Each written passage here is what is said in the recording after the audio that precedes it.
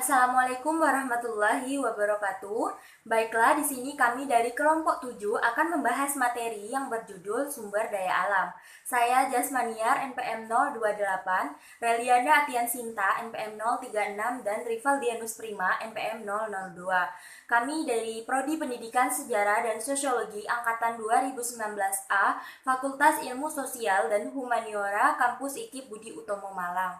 Baiklah, di sini pertama-tama saya akan menjelaskan apa yang dimaksud dengan sumber daya alam.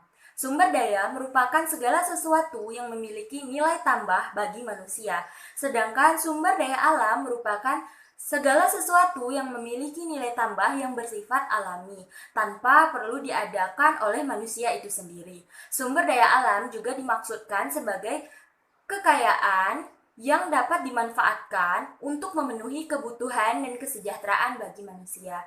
Itu adalah pengertian dari sumber daya alam. Selanjutnya di sini saya akan menjelaskan mengenai klasifikasi sumber daya alam. Jadi sumber daya alam ini dapat digolongkan menjadi beberapa macam. Di antaranya yang pertama, klasifikasi sumber daya alam berdasarkan jenisnya. Berdasarkan jenisnya, sumber daya alam ini terbagi menjadi dua, di mana sumber daya alam hayati dan sumber daya alam non hayati. Di mana sumber daya alam hayati adalah sumber daya alam yang dapat diambil dari biosfer kita. Semua hewan dan tanaman yang terkandung dalam ekosistem dan biomasa di dunia ini dikategorikan dalam sumber daya alam hayati. Contohnya seperti kayu, bahan bakar batu bara, dan minyak bumi. Selanjutnya adalah sumber daya alam non-hayati. Sumber daya alam non-hayati adalah sumber daya alam yang berasal dari material tidak hidup dan bersifat anorganik. Contohnya seperti apa? Contohnya adalah tanah, air, logam, mineral, dan angin. Itu tadi berdasarkan jenisnya. Lalu klasifikasi sumber daya alam yang kedua adalah berdasarkan sifatnya. Itu terbagi menjadi dua juga. Yang pertama adalah sumber daya alam yang dapat diperbarui dan sumber daya alam yang tidak dapat diperbarui. Sumber daya alam yang tidak dapat diperbarui merupakan sumber daya alam yang dapat dipakai berulang-ulang dan tidak akan habis karena dapat diperbarui oleh alam itu sendiri secara terus-menerus. Secara umum, sumber daya alam yang dapat diperbarui ini digolongkan dan terbagi lagi menjadi dua, yaitu sumber daya alam siklik dan sumber daya alam regenerasinya secara cepat. Sumber daya alam siklik merupakan sumber daya alam, contohnya seperti angin yang menggerakkan turbin untuk menghasilkan energi terbarukan. Sumber daya alam seperti angin, matahari, dan udara tidak akan habis karena penggunaannya tidak menghabiskan sumber daya alam tersebut, sehingga sumber daya alam siklik ini termasuk ke dalam sumber daya alam yang dapat diperbaharui. Yang kedua adalah sumber daya alam regenerasinya cepat. Sumber daya alam regenerasinya cepat diantaranya biomasa seperti tumbuhan, ikan, dan binatang ternak. Sumber daya alam ini memiliki laju regenerasi yang cepat sehingga tidak akan habis jika dikelola dengan baik dan benar. Selanjutnya adalah berdasarkan sifatnya. Yang kedua adalah sumber daya alam tidak dapat diperbaharui. Merupakan sumber daya alam yang jumlahnya terbatas sehingga akan habis atau punah jika digunakan secara terus-menerus. Contohnya seperti batu bara. Sumber daya alam yang tidak dapat diperbarui antara lain mineral, bahan bakar fosil, logam. Sebuah sumber daya alam dikategorikan dalam sumber daya alam yang tidak dapat diperbarui jika laju konsumennya ini melebihi laju dari regenerasinya. Baiklah, itu saja yang dapat saya sampaikan. Selanjutnya akan disampaikan oleh teman saya. Saya Reliana Atian Sinta NPM 036. Baik, di sini saya akan menjelaskan tentang klasifikasi sumber daya alam dan manfaat sumber daya alam. Yang pertama, klasifikasi sumber daya alam berdasarkan tahap pemanfaatannya.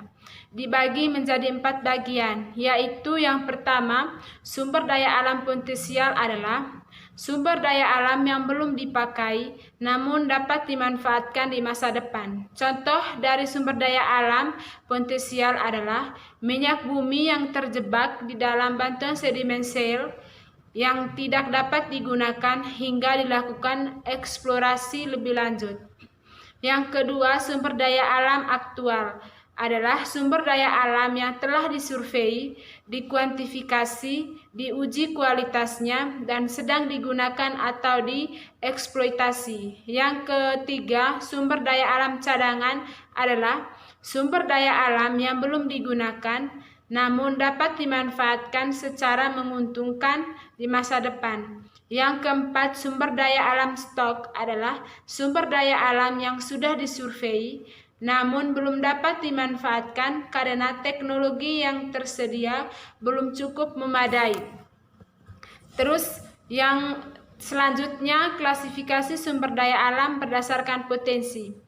Dibagi menjadi 3 bagian, yaitu yang pertama, sumber daya alam materi, merupakan sumber daya alam yang dimanfaatkan dalam bentuk fisiknya.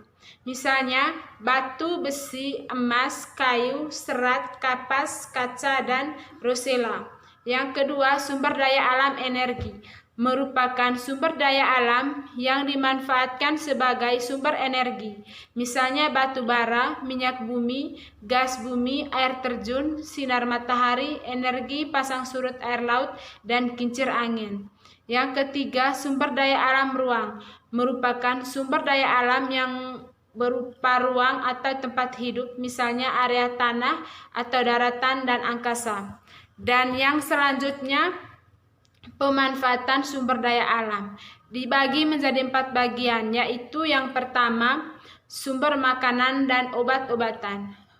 Banyak sumber daya alam yang dimanfaatkan oleh manusia, baik yang berasal dari sumber daya alam hayati, misalnya sumber daya alam hayati yang berasal dari tumbuh-tumbuhan dan hewan.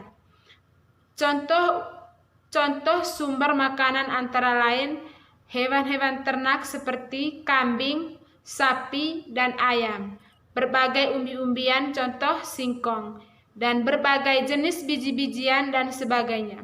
Sedangkan untuk sumber obat-obatan antara lain seperti jahe, lempuyang, laos, dan sebagainya. Dan yang kedua, sumber energi.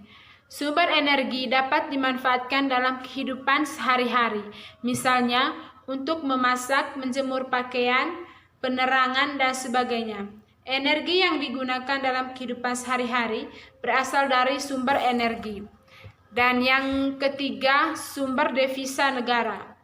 Sebagian besar sumber daya alam menjadi sumber devisa negara, di mana sumber daya alam yang dapat dimanfaatkan antara lain, yang pertama, sumber daya alam biotik seperti hasil-hasil perkebunan, contohnya teh, karet, dan lain-lain, seperti kehutanan, contohnya kayu, rotan, damar, dan lain-lain. Yang kedua, sumber daya alam tanah seperti minyak bumi, gas bumi, batu bara, besi, dan mineral lainnya. Dan yang ketiga, sumber daya alam laut atau air, misalnya udang, beraneka ragam ikan, rumput laut, kerang, dan lain-lainnya. Dan yang keempat, sumber plasma nutfah. Plasma nutfah adalah sifat-sifat unggul yang diwariskan secara turun-temurun. Dahulu ada beberapa tanaman yang belum memiliki peranan yang sangat penting, namun pada saat ini diketahui memiliki manfaat yang bisa digunakan oleh manusia.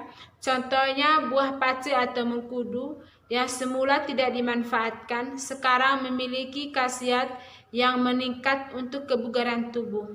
Baik, itu saja materi dari saya, dan selanjutnya akan dijelaskan oleh teman saya, Rivaldianus Prima.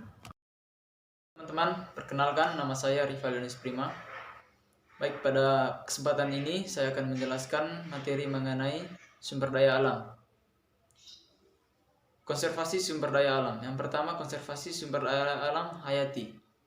Konservasi sumber daya alam hayati telah tertera dalam Undang-Undang Nomor 5 Tahun 1990 tentang konservasi sumber daya alam hayati dan ekosistemnya adalah sebagai berikut. Yang pertama, konservasi sumber daya alam hayati adalah pengelolaan sumber daya alam hayati yang pemanfaatannya dilakukan secara bijaksana untuk menjamin kesinambungan persediaan dengan tetap memelihara dan meningkatkan kualitas keanekaragaman dan nilainya.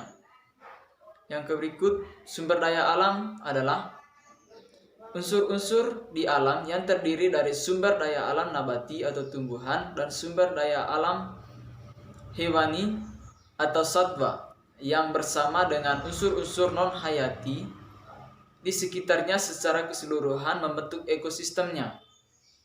Yang berikut, ekosistem sumber daya alam hayati adalah sistem hubungan timbal balik baik antara unsur alam baik hayati maupun non-hayati yang saling tergantung dan saling mempengaruhi. Strategi konservasi nasional telah dirumuskan ke dalam 3 hal dan taktik pelaksanaannya dalam konservasi sumber daya alam hayati adalah sebagai berikut. Yang pertama, perlindungan sistem penyangga kehidupan atau PSPK. Yang berikut, pengawetan keanekaragaman jenis tumbuhan dan satwa beserta ekosistemnya. Yang berikut, pemanfaatan secara lestari sumber daya alam hayati dan ekosistemnya. Yang kedua, konservasi sumber daya alam non-hayati. Konservasi sumber daya alam non-hayati ini konservasi tanah dan air. Konservasi tanah diartikan sebagai penempatan tiap bidang tanah pada cara penggunaan dan sesuai dengan kemampuan tanah tersebut dan memperlakukannya sesuai dengan syarat-syarat yang diperlukan agar tidak terjadi kerusakan tanah. Sedangkan konservasi air pada prinsipnya adalah penggunaan air yang jatuh ke tanah seefisien mungkin dan pengaturan waktu aliran sehingga tidak terjadi banjir yang merusak dan terdapat cukup air pada waktu musim kemarau. Jadi itu mungkin fungsi dari air. Langkah-langkah yang